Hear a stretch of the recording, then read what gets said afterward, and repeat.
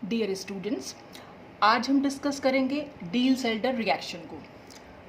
जैसे कि हमारा जो सीरीज़ चल रही है वो cyclo addition reactions, pericyclic reactions में हमने इलेक्ट्रोसाइक्लिक रिएक्शंस पहले डिस्कस की, उसके बाद अब ये साइक्लो एडिशन रिएक्शंस, और इसमें अब हम स्टडी करेंगे डील-सेल्डर रिएक्शन को।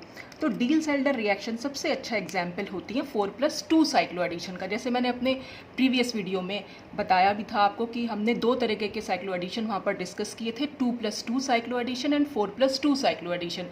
अगर आपने अभी तक वो वीडियोस नहीं देखे हैं तो आप जाकर देखिएगा, मैं डिस्क्रिप्शन बॉक्स में उसका लिंक डाल दूंगी। तो यहाँ पर हम इसको इस तरह से शो कर सकते हैं। ये पिछली बार मैंने आपको बताया भी था कि ये नंबर्स का क्या मतलब है, पाई का क्या मतलब है, एस का क्या मतलब है। मैंने 4 का मतलब, ये जो नंबर्स यहाँ लिखे हुए होते हैं ये इलेक्ट्रॉन्स के लिए होते हैं, यानी कि हमारे पास जो दो कंपोनेंट्स हैं उसमें से एक कंपोनेंट के पास 4 इलेक्ट्रॉन्स हैं, और वो कौन से इलेक्ट्रॉन्स हैं? वो पाई इलेक्ट्रॉन्स हैं। ये जो पाई हम यहाँ शो कर रहे हैं ये हम उस बॉन्ड के बारे में शो करते हैं जो कि जिसमें कुछ चेंज हो रहा होता है, और एस का मतलब होता है सुप्राफेशियल। और जो दूसरा कंपोनेंट है वहाँ पर 2 इलेक्ट्रॉन्स हैं और 2 पाई इलेक्ट्रॉन्स हैं, और उसमें भी वो सुप्राफेशियल। ये मैंने पिछली बार आपको सब बताया था कि सुप्राफेशियल दोनों ही कंपोनेंट में हमें देखने को मिलता है। तो इस तरह से हम इसको यहाँ पर शो कर सकते हैं। तो डील-सेल्डर रिएक्शन ये इसका 4+2 साइक्लो एडिशन का एग्जाम्पल होती है। अगर हम बाय डेफिनेशन देखें इसको, तो एक तो सबसे पहले हम इनको ये कह सकते हैं कि ये thermally allowed cyclo addition reactions होती हैं। कैसे होती हैं ये पिछली बार मैंने आपको फ्रंटियर मॉलिक्यूलर ऑर्बिटल मेथड के थ्रू समझाया भी था कि ये थर्मल अलाउड रिएक्शंस होती हैं। तो वो थर्मल अलाउड रिएक्शंस जो किसी कॉन्जुगेटेड डाइन या किसी और डाइनोफाइल के बीच में अगर कोई साइक्लो एडिशन होता है तो उन रिएक्शंस को हम डील-सेल्डर रिएक्शन बोल देते हैं। तो यहाँ पर एक वर्ड मैंने यूज़ किया है कि सिसॉइड कॉन्जुगेटेड डाइन। अब सिसॉइड से क्या मतलब है ये हम अभी आगे देखेंगे। तो एक तो ये हुआ कि डाइन और डाइनोफाइल। अब ये डाइनोफाइल का क्या मतलब हुआ? Dienophile means dine loving. जैसे इलेक्ट्रोफाइल होते हैं इलेक्ट्रॉन लविंग, न्यूक्लियोफाइल होते हैं न्यूक्लियस लविंग, ऐसे ही डाइनोफाइल का मतलब हुआ डाइन लविंग, जो डाइन के साथ रिएक्ट कर सके। तो ये डाइनोफाइल जनरली हमारा ओलिफिन भी हम ले सकते हैं या एसिटाइलिन, कोई भी इस टाइप का कंपाउंड ले सकते हैं। और इसमें क्या प्रोडक्ट जो बनता है वो एक 6 मेंबर्ड रिंग प्रोडक्ट फॉर्म होता है। और Diels Alder reaction highly regio and stereo selective reactions होती हैं।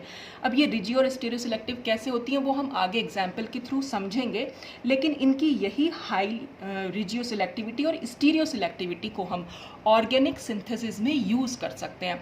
इसीलिए डील-सेल्डर रिएक्शन बहुत ज़्यादा इंपॉर्टेंस रखती हैं ऑर्गेनिक सिंथेसिस में।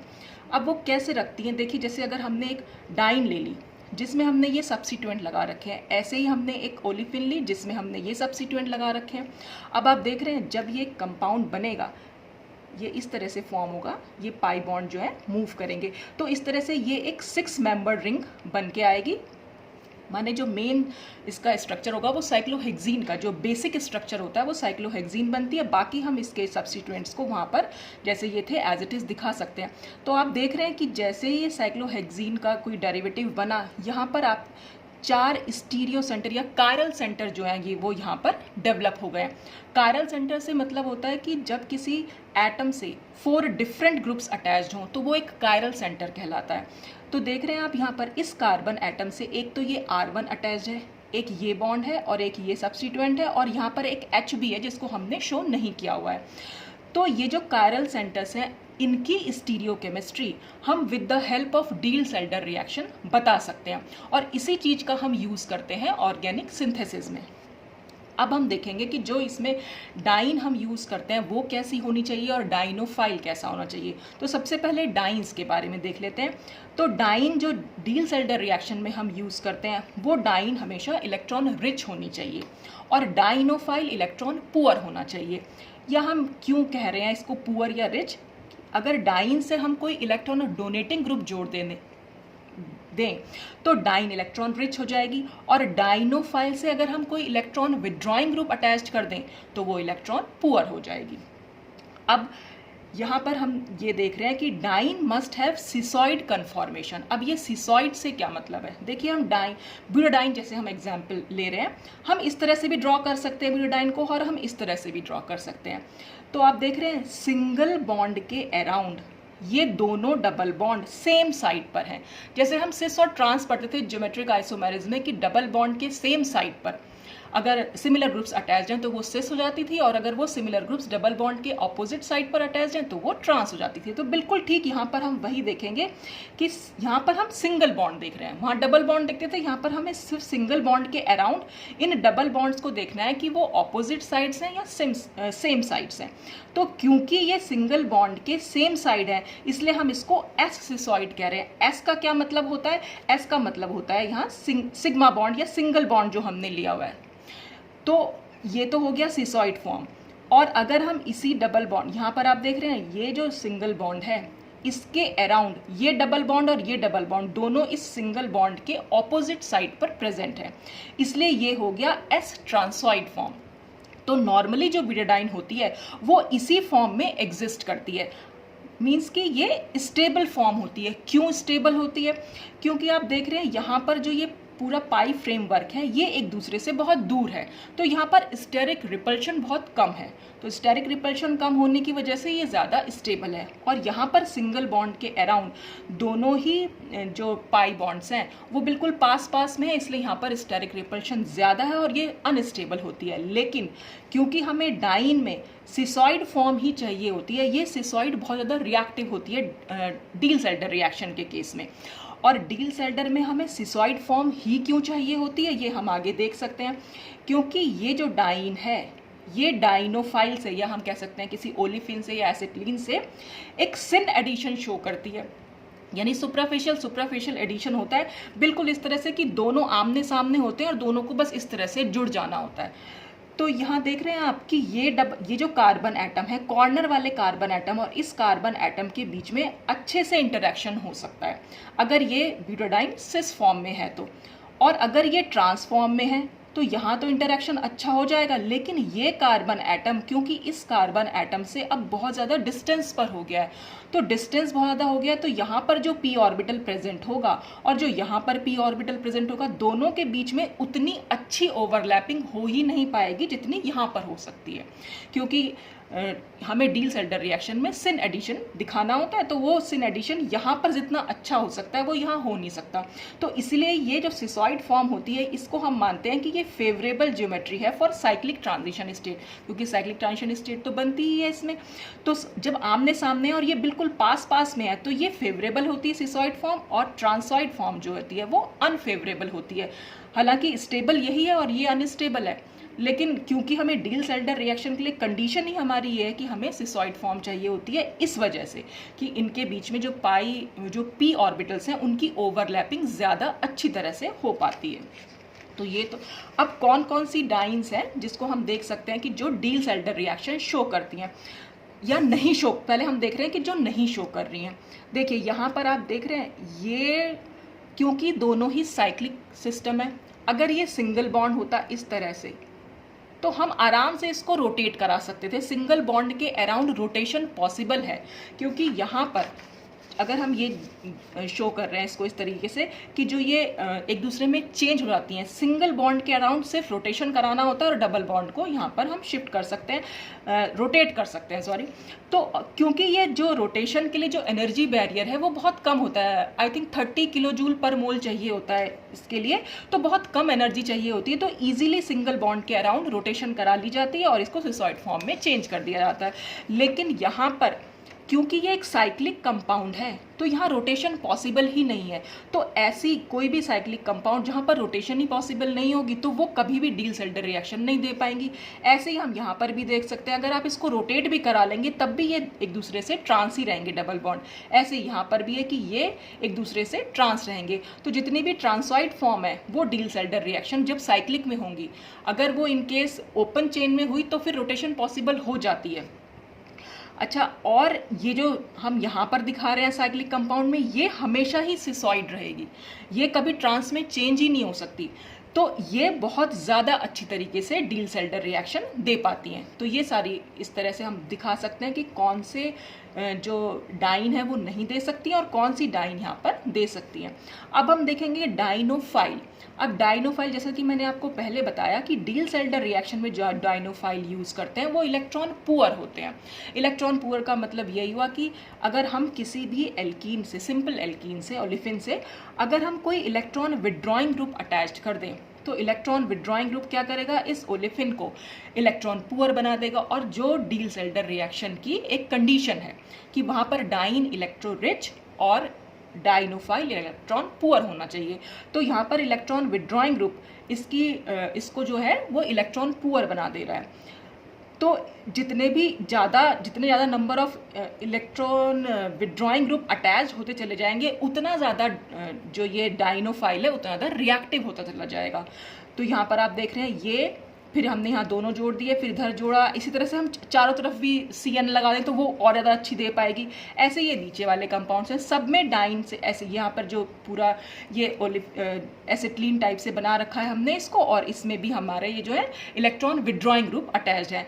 तो डाइन हमारी इलेक्ट्रॉन रिच और डाइनोफाइल इलेक्ट्रॉन पुअर होना चाहिए। अब ये कंडीशन क्यों आ रही है इसमें, इसको हम थोड़ा डिटेल में देखते हैं। देखिए, हमने ये पिछली बार पढ़ा था कि फ्रंटियर मॉलिक्यूलर ऑर्बिटल मेथड के अकॉर्डिंग हम डाइन का होमो लेते हैं और डाइनोफाइल का जो है वो ल्यूमो लेते हैं। होमो और ल्यूमो के बीच में यहाँ पर हम पिछली बार हमने इंटरेक्शन देखा भी था। देखिए, अगर हम एक सिंपल सिमेट्रिकल टाइप से हम दोनों को ले रहे हैं कि दोनों ये हमने जो है ब्यूटाडाइन ले रखी है और ये हमारा डाइनोफाइल है। ब्यूटाडाइन का हमने सिर्फ होमो और ल्यूमो दिखाया हुआ है यहाँ पर, और इसी तरह से हमने ओलिफिन का भी होमो और ल्यूमो दिखा रखा है। अब डील-सेल्डर रिएक्शन में होमो ल्यूमो गैप जितना कम होगा वो डील-सेल्डर रिएक्शन उतनी ज़्यादा फास्ट होगी। तो अगर हम यहाँ इस केस में देखें, जब हमने दोनों ही कंपोनेंट पर कोई सब्स्टिट्यूएंट नहीं लगाया हुआ है, यानी कि दोनों की दोनों सिमेट्रिकल हैं, तब आप देख रहे हैं दोनों के बीच में होमो और ल्यूमो का गैप, इसका अगर हम होमो ले रहे हैं और इसका अगर हम ल्यूमो ले रहे हैं तो ये गैप ये निकल के आ रहा है। और अगर हम इसका होमो लें और इसका ल्यूमो लें तब भी एक, यानी ये दोनों के दोनों गैप सेम हो रहे हैं। इसका मतलब जब कभी कोई सब्स्टिट्यूएंट अटैच नहीं होगा तो आप किसी का भी होमो और किसी का भी ल्यूमो ले सकते हैं। चाहे तो आप इसका होमो इसका ल्यूमो ले लें और चाहे आप इसका होमो और इसका ल्यूमो ले लें, क्योंकि होमो ल्यूमो एनर्जी गैप दोनों में ही सिमिलर देखने को मिल रहा है। अब हम देखेंगे कि अगर हम इन केसेस में हमने सिर्फ ये दिखाया है कि जब हम किसी ओलिफिन से इलेक्ट्रॉन विड्रॉइंग ग्रुप या इलेक्ट्रॉन डोनेटिंग ग्रुप जोड़ दें तो क्या क्या हो सकता है।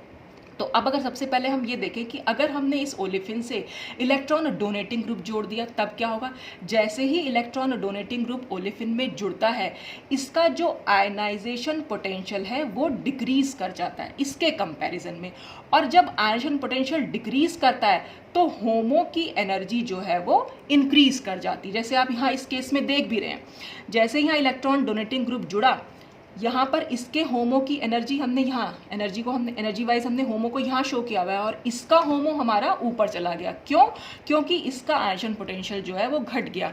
आयनाइजेशन पोटेंशियल आप लोगों ने पढ़ा भी होगा, इनऑर्गेनिक केमिस्ट्री में हम बताते हैं कि गैसियस एटम के आउटर मोस्ट एटॉमिक ऑर्बिटल से हम जितने एक इलेक्ट्रॉन को निकालने में हम जितनी एनर्जी उसको प्रोवाइड कराते हैं वो उसका आयनाइजेशन पोटेंशियल होता है। तो इलेक्ट्रॉन जितना हायर एनर्जी होगा उतना हमें उसे कम एनर्जी देनी पड़ेगी निकालने के लिए। तो क्योंकि यहाँ इलेक्ट्रॉन डोनेटिंग ग्रुप जुड़ते साथ ही इसका IP कम हो गया है तो इसीलिए इसके होमो की एनर्जी जो है वो बढ़ गई है। अब आयनाइजेशन पोटेंशियल तो डिक्रीज करेगा ही, साथ ही इसकी इलेक्ट्रॉन एफिनिटी भी डिक्रीज करेगी। इलेक्ट्रॉन एफिनिटी क्या, सिंपल, मैं बहुत ज़्यादा प्रॉपर डेफिनेशन में नहीं जा रही हूँ, बस आप देख लीजिए इलेक्ट्रॉन के लिए एफिनिटी। अब क्योंकि ओलिफिन के पास इलेक्ट्रॉन डोनेटिंग ग्रुप जुड़ा है तो जो ओलिफिन को बहुत ज़्यादा इलेक्ट्रॉन दे रहा है, इलेक्ट्रॉन डोनेटिंग ग्रुप का क्या काम होता है, इलेक्ट्रॉन प्रोवाइड कराना या इलेक्ट्रॉन को डोनेट करना। तो क्योंकि ओलिफिन के पास इलेक्ट्रॉन ज़्यादा हो गए हैं तो उसकी इलेक्ट्रॉन एफिनिटी तो रिड्यूस करेगी। तो जब इलेक्ट्रॉन एफिनिटी रिड्यूस करती है तो इसके ल्यूमो की एनर्जी भी बहुत ज़्यादा इंक्रीज कर जाती है। तो दोनों ही केसेस में चाहे IP, जैसे इलेक्ट्रॉन डोनेटिंग ग्रुप जुड़ता है इसका आयनाइजेशन पोटेंशियल और इलेक्ट्रॉन एफिनिटी दोनों ही डिक्रीज करती हैं, और दोनों के डिक्रीज करने की वजह से IP यानी आयनाइजेशन पोटेंशियल के डिक्रीज करने की वजह से तो होमो की एनर्जी बढ़ जाती है। और इलेक्ट्रॉन एफिनिटी डिक्रीज करने की वजह से इसके ल्यूमो की एनर्जी बढ़ जाती है। जैसे आप यहाँ देख भी रहे हैं, यहाँ पर जब हमने सिंपल लिया था ओलेफिन को तो ल्यूमो हमारा यहाँ पर था, लेकिन जैसे ही हमने इलेक्ट्रॉन डोनेटिंग ग्रुप जोड़ा इसके ल्यूमो की एनर्जी देखिए ये यहाँ पर बना हुआ है और ये थोड़ा सा ऊपर बना हुआ है, तो ये थोड़ा सा एनर्जी में हाई हो जाता है और इलेक्ट्रॉन एफिनिटी कम हुई है। यानी कि इलेक्ट्रॉन को कहना चाहिए कि अगर हम इलेक्ट्रॉन डालेंगे इसमें, जब भी हमें इलेक्ट्रॉन डालना होता है तो हमें जो ल्यूमो है उसकी एनर्जी हमेशा कम होनी चाहिए, तो हम इलेक्ट्रॉन को ईजिली मतलब वहाँ पर डाल सकते हैं। यहाँ पर इलेक्ट्रॉन एफिनिटी क्योंकि कम हो गई है तो यहाँ पर ल्यूमो जो है वो इंक्रीज कर गया है। अब हम यहाँ पर आते हैं, अगर हम इस ओलेफिन में कोई इलेक्ट्रॉन विड्रॉइंग ग्रुप जोड़ दें, तो जब हम इलेक्ट्रॉन विड्रॉइंग ग्रुप जोड़ेंगे तो जो इलेक्ट्रॉन डोनेटिंग ग्रुप का में जो भी यहाँ पर चेंजेस आए थे इसमें ठीक ऑपोजिट चेंजेस आएंगे। इलेक्ट्रॉन विड्रॉइंग ग्रुप जुड़ते साथ ही उसका आईपी जो है वो इंक्रीज कर जाएगा और इलेक्ट्रॉन एफिनिटी भी जो है वो इंक्रीज कर जाएगी। जब ये दोनों ही चीज़ें इंक्रीज कर जाएंगी तो इसकी वजह से तो होमो की एनर्जी डिक्रीज करेगी और इसकी वजह से इलेक्ट्रॉन एफिनिटी की वजह से ल्यूमो की एनर्जी डिक्रीज करेगी, तो दोनों की एनर्जी डिक्रीज कर जाएगी। देखिए जैसे यहाँ पर ओलेफिन का होमो हमने यहाँ बनाया था, यहाँ पर इलेक्ट्रॉन विड्रॉइंग ग्रुप जैसे जुड़ा होमो की एनर्जी कम हो गई। यहाँ पर ल्यूमो को एनर्जी हमने यहाँ दिखाई थी और जैसे ही इलेक्ट्रॉन विड्रॉइंग ग्रुप जुड़ा तो ल्यूमो की एनर्जी यहाँ पर कम हो गई। तो इस तरह से होमो ल्यूमो जो हमने दिखा दिया। अच्छा, एक चीज़ यहाँ पर जो रह गई थी वो मैं बता दूँ। यहाँ पर क्या हो रहा था कि आपने देखा जब हम ब्यूटाडाइन का होमो और इलेक्ट्रॉन डोनेटिंग ग्रुप वाली ओलेफिन का ल्यूमो लेंगे तो यहाँ पर जो गैप है दोनों के बीच में वो इस गैप के कंपैरिजन में बहुत ज़्यादा है। यहाँ पर अगर हम इलेक्ट्रॉन डोनेटिंग ग्रुप वाली ओलेफिन का होमो लें और ब्यूटाडाइन का ल्यूमो लें तो इन दोनों के बीच में एनर्जी गैप जो है वो कम है और डील-सेल्डर रिएक्शन के लिए हमें यही कंडीशन चाहिए होती है कि होमो ल्यूमो गैप जितना कम होगा डील-सेल्डर रिएक्शन उतनी ज़्यादा अच्छी होगी। तो अगर ओलेफिन से कोई इलेक्ट्रॉन डोनेटिंग ग्रुप जुड़ा हुआ होगा तो हम हमेशा इसका तो होमो लेंगे और इसका ल्यूमो लेंगे तो रिएक्शन पॉसिबल होती है। लेकिन क्योंकि इस टाइप की रिएक्शन बहुत रेयर है, बहुत कम देखने को मिलती हैं, होती हैं लेकिन बहुत कम होती हैं, तो हम इसको यहाँ पर लीव कर सकते हैं। अब हम देख रहे हैं कि इलेक्ट्रॉन विड्रॉइंग ग्रुप, तो जैसे मैंने आपको बताया कि इलेक्ट्रॉन विड्रॉइंग ग्रुप जैसे ही ऐड हुआ आईपी भी बढ़ गया, आयनेशन पोटेंशियल बढ़ा और इलेक्ट्रॉन एफिनिटी बढ़ गई। इस आईपी बढ़ने की वजह से होमो की एनर्जी कम हो गई और इलेक्ट्रॉन एफिनिटी बढ़ने की वजह से ल्यूमो की एनर्जी कम हो गई। तो जब ये दोनों ही कम हो गई हैं तो ये हमने यहाँ पर शो कर दिया। अब हम होमो ल्यूमो गैप देखेंगे। देख रहे हैं आप यहाँ पर ब्यूटाडाइन का होमो, तो ये हमने ब्यूटाडाइन तो हमने क्योंकि एज इट इज़ लिए तो सब जगह हमने होमो सेम एनर्जी दिखाया ही है, लेकिन क्योंकि ल्यूमो की एनर्जी पहले से कम हो गई है तो आप ये वाला होमो ल्यूमो गैप बहुत कम हो गया है इस होमो और ल्यूमो गैप के कंपैरिजन में। तो यहाँ पर हम कह सकते हैं कि हम ब्यूटाडाइन का होमो और इलेक्ट्रॉन विड्रॉइंग यानी कि इलेक्ट्रॉन पुअर जो हमारी डाइनोफाइल था उसका ल्यूमो हम यहाँ पर ले सकते हैं। अब अगर हम यहाँ पर ब्यूटाडाइन के साथ कोई इलेक्ट्रॉन डोनेटिंग ग्रुप जोड़ दें, जैसे ही हम इलेक्ट्रॉन डोनेटिंग ग्रुप जोड़ देंगे इसके होमो की एनर्जी और बढ़ जाएगी और ल्यूमो की एनर्जी भी बहुत बढ़ जाएगी। तो मान लीजिए इसका होमो यहाँ पहुँच गया और ये ल्यूमो यहाँ पहुँच गया, तो अब जो होमो और ल्यूमो के बीच का गैप है वो और भी कम हो जाएगा और जितना कम होगा डील-सेल्डर रिएक्शन उतनी ज़्यादा अच्छी होगी। और अगर हम इसका होमो और इसका ल्यूमो ले लें तो ये एनर्जी गैप और ज़्यादा बढ़ गया, तो हम इस तरह से ये ले ही नहीं सकते। तो ये हम जो कंडीशन डील-सेल्डर रिएक्शन के लिए लगाई गई कि ब्यूटाडाइन का होमो और मतलब इलेक्ट्रॉन डोनेटिंग ग्रुप जिस भी डाइन से जुड़ा हुआ है उसका होमो ले रहे हैं और जिससे भी इलेक्ट्रॉन विड्रॉइंग ग्रुप जुड़ा हुआ है उसका हम ल्यूमो ले रहे हैं। तो कंडीशन जो हमारी थी कि डाइन हमारी इलेक्ट्रॉन रिच होनी चाहिए और डाइनोफाइल हमारा जो है वो इलेक्ट्रॉन पुअर होना चाहिए। तो वो कंडीशन हम यहाँ से समझ सकते हैं कि क्यों ऐसा होना चाहिए, क्योंकि ऐसा करने से होमो ल्यूमो गैप आपस में बहुत कम हो रहा है। होमो ल्यूमो की एनर्जी गैप जो है वो बहुत कम हो रहा है और कम होने की वजह से डील-सेल्डर रिएक्शन ज़्यादा फास्ट हो रही है। तो इसलिए हम यहाँ पर इसको इलेक्ट्रॉन रिच लेते हैं और इसको इलेक्ट्रॉन पुअर लेते हैं। अब हम आते हैं मैकेनिज्म ऑफ डील-सेल्डर रिएक्शन। तो मैकेनिज्म तो बहुत सिंपल है, सिर्फ हमें पाई इलेक्ट्रॉन्स का मूवमेंट दिखाना है। या तो आप क्लॉकवाइज दिखा सकते हैं या आप मतलब यहाँ पर तो हमें क्योंकि ब्यूटाडाइन दिखाई रहे हैं कि ये जो यहाँ पर जो ये पाई बॉन्ड है ये यहाँ पर शिफ्ट कर रहा है, ये पाई बॉन्ड इसी तरह से इधर इस कार्बन और इस कार्बन के बीच में बन जाएगा और ये पाई बॉन्ड इन दोनों कार्बन के बीच में आ जाएगा। तो यहाँ पर हम इस तरह से इसकी ट्रांजिशन स्टेट को शो करते हैं, एक साइक्लिक ट्रांजिशन स्टेट यहाँ पर निकल के आएगी और इस तरह से ये प्रोडक्ट जो है फॉर्म हो जाता है। तो यहाँ पर क्योंकि सिन स्टीरियोकेमिस्ट्री मतलब सिन एडिशन हो रहा है दोनों के बीच में, तो हम यहाँ पर देख सकते हैं कि जो भी हमारा डाइन है, डाइनोफाइल है सॉरी, और जो हमारी डाइन है, उन दोनों की जो स्टीरियोकेमिस्ट्री रिएक्टेंट में रही होगी वही स्टीरियोकेमिस्ट्री हमें यहाँ पर रखनी होती है। ये हम अभी इसमें आगे देखते हैं। देखिए, अब जब भी कभी एडिशन हो रहा है तो जो एडक्ट बन रहा है, एडक्ट मीन्स क्या होता है, जब भी दो चीज़ें ऐड हो रही, दो कंपोनेंट ऐड हो रहे हैं तो जो भी प्रोडक्ट फॉर्म करते हैं उसको हम एडक्ट बोल देते हैं। तो हम इस एडक्ट की जो स्टीरियोकेमिस्ट्री है, अगर हम इसकी स्टीरियोकेमिस्ट्री की वजह से इसके एडक्ट की स्टीरियोकेमिस्ट्री पर क्या फ़र्क पड़ेगा वो हमें यहाँ पर देखना है। तो ब्यूटाडाइन तो हमने सिंपल, जो डाइन थी हमारी वो हमने सिंपल ली, और हमने जो डाइनोफाइल लिया वो अब की बार हमने यहाँ पर सबसे पहले हमने सिस लिया। तो जब हम सिस लिया तो जब हम ये यहाँ पर बॉन्ड फॉर्म होगा इस तरह से, ये इस तरह से मूव करके ये वही बेसिक स्ट्रक्चर हमारा साइक्लोहेक्सीन का निकलेगा। और आप देख रहे हैं दोनों ही जो ये ग्रुप्स हैं, दोनों ग्रुप्स क्योंकि एक दूसरे से सिस हैं तो यहाँ पर भी दोनों ग्रुप सिस ही रहेंगे। तो यही हमें यहाँ पर शो करना है। चाहे तो आप दोनों को ट्रांस दिखा दीजिए, चाहे तो आप दोनों को अबव द प्लेन दिखा दीजिए, चाहे आप दोनों को बिलो द प्लेन दिखा दीजिए, तो सिस ही प्रोडक्ट बन के आएगा।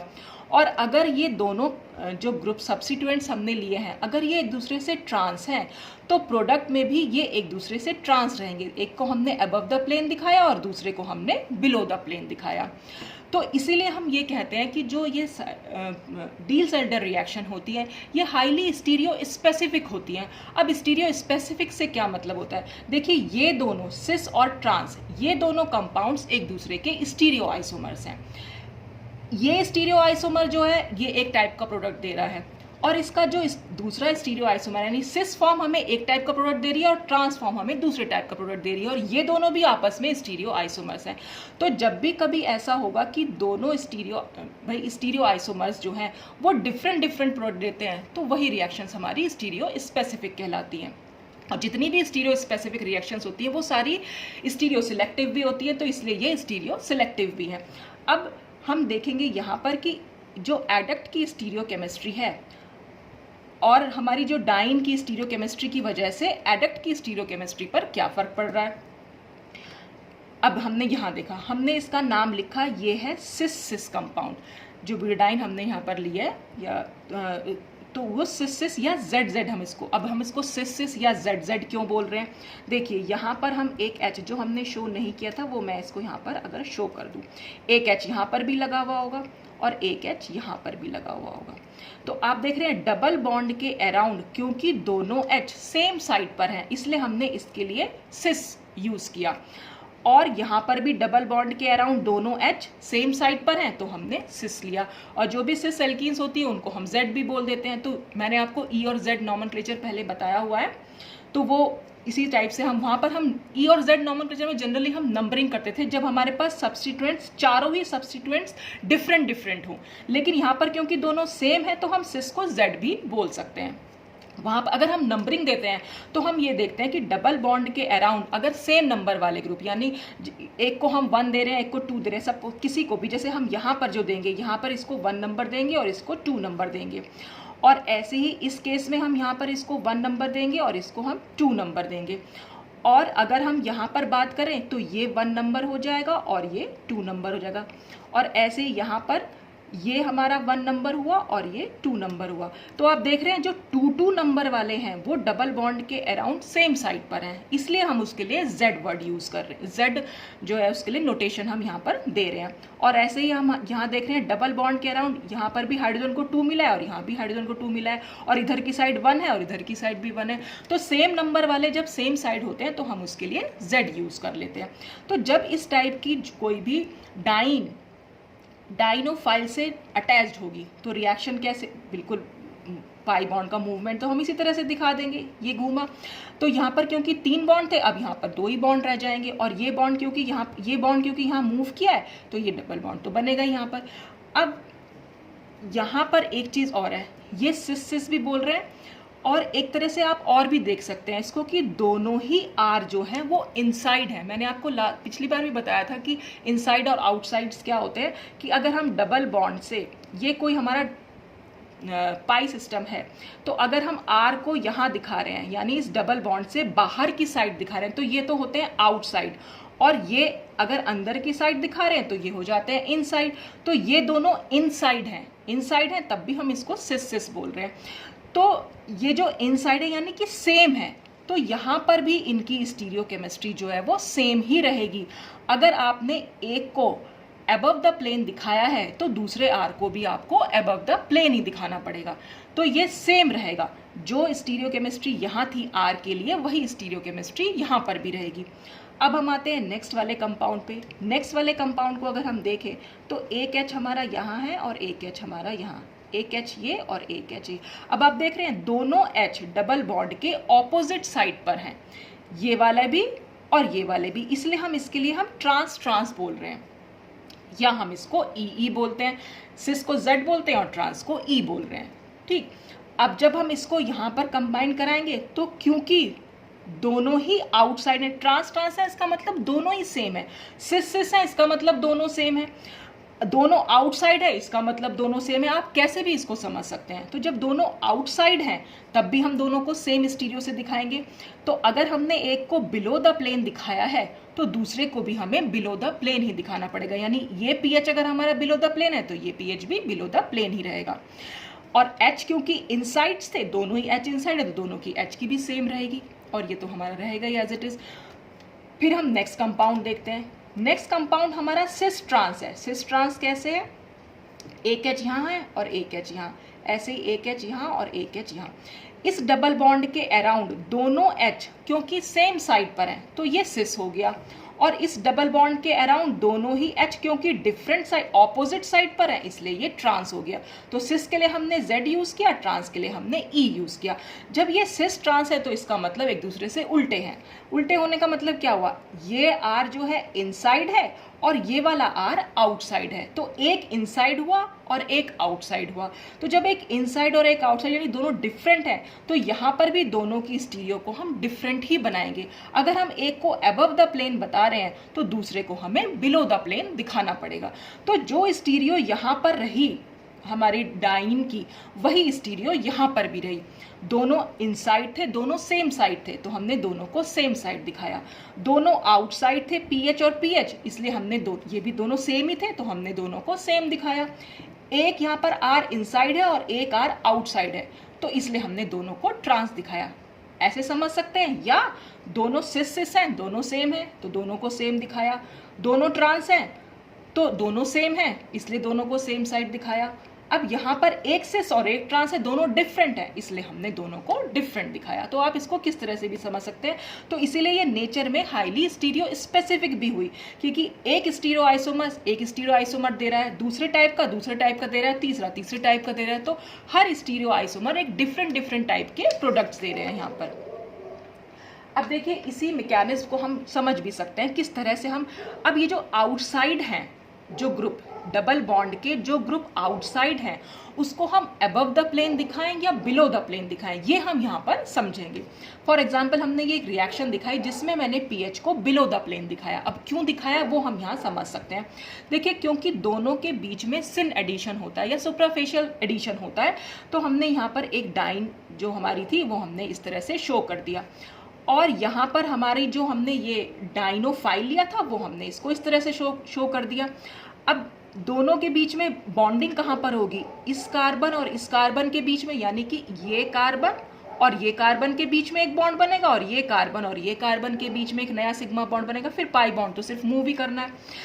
अच्छा, तो हमने क्या करा, यहाँ पर दिखा दिया दोनों को। अब कंपाउंड जो हमारा बन गया है, फिर हम फाइनल कंपाउंड दिखा देंगे, यानी कि जो पाई बॉन्ड है इनका मूवमेंट दिखा रहे हैं। ये पाई बॉन्ड हमने यहाँ मूव करा है, ये पाई बॉन्ड यहाँ, ये पाई बॉन्ड यहाँ, तो इस तरह से क्या हुआ, जब ये पाई बॉन्ड यहाँ मूव करा तो यहाँ डबल बॉन्ड बन के आया। ये पाई बॉन्ड यहाँ मूव करा तो हमने इस बॉन्ड को बनता हुआ दिखा दिया, और ये पाई बॉन्ड यहाँ मूव करा तो हमने ये बॉन्ड पूरा दिखा दिया, क्योंकि यहाँ पर 3 बॉन्ड थे, एक बॉन्ड मूव कर गया तो अब यहाँ 2 बॉन्ड बचे, तो हमारा कंपाउंड जो है ये निकल के आया। अब अगर हम इसे इधर की साइड से देखें, यानी राइट हैंड साइड से देखें, अगर हम राइट हैंड साइड से देख रहे हैं तो दोनों H हमारी साइड आ रहे हैं। अगर हम राइट हैंड साइड से, ये आप ध्यान रखिएगा कि आपने ड्रॉ किया मॉलिक्यूल को, लेकिन उसे देखेंगे आप राइट हैंड साइड से। जब आप उसे राइट हैंड साइड से देख रहे हैं तो दोनों H आपकी साइड आएंगे, यानी हमारी साइड आएंगे, और दोनों PH जो है वो पीछे की साइड जाएंगे, और जा भी रहे हैं वो पीछे की साइड दिखेंगे, ये आपको सामने दिखेंगे। तो जो भी चीज हमें सामने दिखती है, हमारे सामने, उसको हम हमेशा अबव द प्लेन दिखाते हैं, और जो चीज पीछे दिख रही है उसको हम हमेशा बिलो द प्लेन दिखाते हैं। तो हमने यहाँ इसको बिलो द प्लेन दिखाया, और जो H है उसको मैंने यहाँ ड्रॉ नहीं किया, आप चाहे तो उसको ड्रॉ करके दिखा सकते हैं, वो अबव द प्लेन हो जाएगा। ये इस तरह से हम इसको यहाँ पर दिखा सकते हैं। तो आप देख रहे हैं कि जो भी आउटसाइड ग्रुप था वो हमारा बिलो द प्लेन गया, और जो इनसाइड था, इनसाइड कैसे, ये हमने H अगर मैं यहाँ शो कर दूं तो H जो है डबल बॉन्ड के अंदर की साइड, स्पाई सिस्टम के अंदर की साइड आ रहे हैं, तो ये इनसाइड होते हैं और ये आउटसाइड ग्रुप होते हैं। तो जो इनसाइड वाले ग्रुप्स हैं वो हमेशा अबव द प्लेन जाते हैं। ये आपको ध्यान रखना पड़ेगा कि आउटसाइड ग्रुप्स को आप हमेशा बिलो द प्लेन बनाएंगे और इनसाइड ग्रुप्स को आप हमेशा अबव द प्लेन बनाएंगे। तो इस तरह से हम इनकी स्टीरियोकेमिस्ट्री को डिफाइन कर सकते हैं। आई होप कि आपको कुछ क्लियर हुआ होगा। अगर फिर भी आपको कोई डाउट है तो आप कमेंट सेक्शन में कमेंट करके पूछ सकते हैं। अब हम इसमें लास्ट टॉपिक देखेंगे, endo and exo approach in Diels Alder reaction. अब ये एंडो और एक्सो अप्रोच क्या होती है? एंडो एक्सो अप्रोच हमें तब देखने को मिलती है जब हमारे डाइन से या डाइनोफाइल से कहीं सब्स्टिट्यूएंट जुड़ा हुआ है। जैसे हमारी ये डाइन भी हमने मोनो सब्स्टिट्यूटेड ले ली और ये डाइनोफाइल भी हमारा मोनो सब्स्टिट्यूटेड है। अब क्या हो सकता है, देखिए जब हम इनकी रिएक्शन करा रहे हैं तो वही सिन एडिशन होना है, तो इस कार्बन और इस कार्बन के बीच में बॉन्ड और इस कार्बन और इस कार्बन के बीच में बॉन्ड। तो 2 तरीके के प्रोडक्ट यहाँ पर पॉसिबल हैं। कैसे? एक बार तो हो सकता है एक्स को हम अंदर की साइड बनाए और H को बाहर की साइड। अब अंदर की साइड से क्या मतलब है? अंदर की साइड से मतलब है जो ये हमारा पाई फ्रेमवर्क है इसके अंदर आ गया है। ये देख रहे हैं आप, ये एक तरह से एक साइक्लिक जो स्टेट सी बन गई है, इसके अंदर की साइड है। यहाँ भी पाई बॉन्ड है, ये पाई बॉन्ड, ये पाई बॉन्ड, तो ये अंदर की साइड आया है, तो इसको हम बोलते हैं एंडो अप्रोच। और ये भी हो सकता है कि X जो है वो बाहर की साइड हो और H अंदर की साइड हो, तो सब्स्टिट्यूएंट हमारा बाहर चला गया। जब सब्स्टिट्यूएंट इस पाई फ्रेमवर्क से बाहर की साइड है तो हम इसे बोल देंगे एक्सो अप्रोच। तो दोनों ही प्रोडक्ट यहाँ पर पॉसिबल हो सकते हैं। अब फाइनली हम देखेंगे कौन सा प्रोडक्ट ज़्यादा स्टेबल होगा।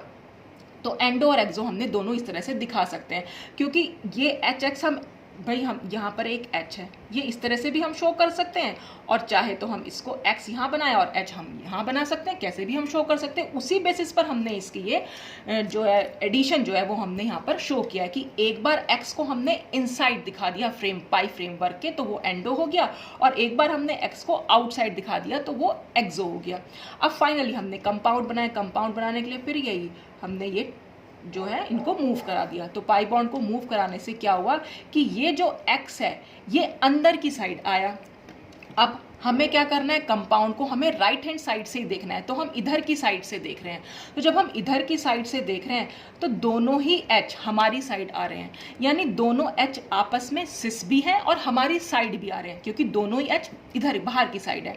और X और R वो दोनों सेम साइड है जो कि पीछे की साइड है। तो हम R और X को बिलो द प्लेन दिखाएंगे और दोनों H को अबव द प्लेन दिखाएंगे। तो हमने इसको यहाँ दिखा दिया, R और X को बिलो द प्लेन दिखाया और दोनों H को अबव द प्लेन दिखाया। ये दोनों H सिस थे आपस में और ये R X आपस में सिस हैं, क्योंकि हम प्रोडक्ट यहाँ से देख रहे हैं। तो ये हमारा बन के आ गया एंडो प्रोडक्ट। अब यहाँ पर देखिए, जब हमारा X आउटसाइड है तो जब हम मॉलिक्यूल को इधर की साइड से देखेंगे तो ये H और X एक दूसरे के सिन है, क्योंकि दोनों ही आउटसाइड निकल के आ रहे हैं, पाई फ्रेमवर्क के दोनों ही बाहर की साइड है। तो ये दोनों सेम होंगे यानी सिस होंगे आपस में, और ये R और ये H पीछे की साइड है। हमें तो सामने से H और X दिखाई देंगे और R और H पीछे की साइड दिखाई देंगे। तो इन दोनों को हम बिलो द प्लेन बनाएंगे और इन दोनों को अबव द प्लेन बनाएंगे। तो फिर फाइनल हमारा प्रोडक्ट जो बन के आएगा वो हम इस तरह से दिखा सकते हैं कि R और H, यानी ये वाला R और ये वाला H, हमने दोनों को बिलो द प्लेन दिखाया और ये H और ये X दोनों को अबव द प्लेन दिखाया। तो ये हमारा बना एक्सो प्रोडक्ट। ठीक, अब बात यह है कि एंडो और एक्सो में से स्टेबल प्रोडक्ट कौन सा बनेगा। अब देखिए यहाँ पर क्या है, एक्स क्योंकि पाई फ्रेमवर्क के अंदर है तो इसे बहुत ज़्यादा स्टेरिक रिपल्शन फील होगा, यहाँ पर बहुत ज़्यादा स्टेरिक हिंड्रेंस हो जाएगी, ये कह सकते हैं आप। तो क्योंकि स्टेरिक हिंड्रेंस होगी तो इसलिए ये प्रोडक्ट जो होता है हमारा एंडो, ये अनस्टेबल हो गया इस स्टेरिक हिंड्रेंस के कारण। जबकि यहाँ पर एक्स जो है वो हमारा आउटसाइड है, तो एक्सो प्रोडक्ट हमारा एक स्टेबल प्रोडक्ट हो गया। तो नॉर्मली जैसे डील-सेल्डर रिएक्शन में एक्सो प्रोडक्ट हमें देखने को मिलेंगे क्योंकि ये ज़्यादा स्टेबल होते हैं, और ये हमारा अनस्टेबल हुआ क्यों, क्योंकि हमारा एक्स जो था वो पाई फ्रेमवर्क के अंदर चला गया, तो वहाँ पर स्टेरिक हिंड्रेंस ज़्यादा होने के कारण ये अनस्टेबल प्रोडक्ट हुआ। तो ये डील-सेल्डर रिएक्शन में हमने आज जो देखा कि वो एक्सो प्रोडक्ट जो है वो स्टेबल हो गया। आज मैं ये वीडियो यहीं पर बंद कर रही हूँ। नेक्स्ट टाइम हम ये डिस्कस करेंगे नेक्स्ट वीडियो में कि ज़्यादातर डील-सेल्डर रिएक्शन में एंडो प्रोडक्ट ज़्यादा स्टेबल होता है। इसको हम एल्डर्स एंडो रूल भी बोल देते हैं। अब वो क्यों होता है एंडो प्रोडक्ट ज़्यादा स्टेबल, वो हम अपने नेक्स्ट वीडियो में डिस्कस करेंगे। आज के लिए बस इतना ही। Thanks for watching.